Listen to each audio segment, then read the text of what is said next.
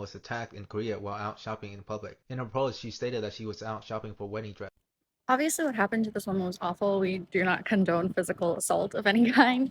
But I also saw a lot of people in the comments saying that the woman should have fought back at her attacker. However, one, that Korean lady was real quick with her kick and then she ran away. So there was really not a lot of reactive time.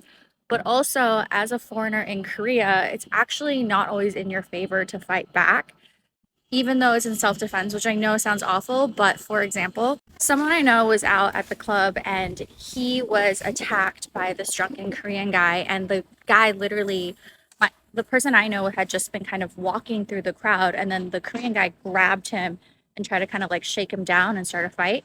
And then the foreigner, in an act of self defense, grabbed the guy's collar back.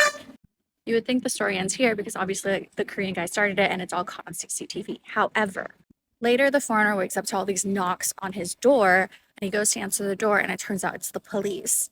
Apparently, this Korean guy had reported the foreigner for stealing his gold necklace off of him, and then the police literally searched and invaded his home to search for this supposedly lost property. So that's just one example of what can happen. I don't actually know. I think the case is still kind of ongoing, so I don't really know the results of it all yet.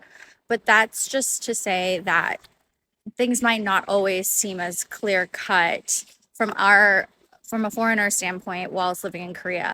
That's not to say people shouldn't seek justice for injustices that happen to them that are clearly not your fault, but also just know that it can be increasingly difficult as a foreigner in Korea to kind of quote unquote fight back.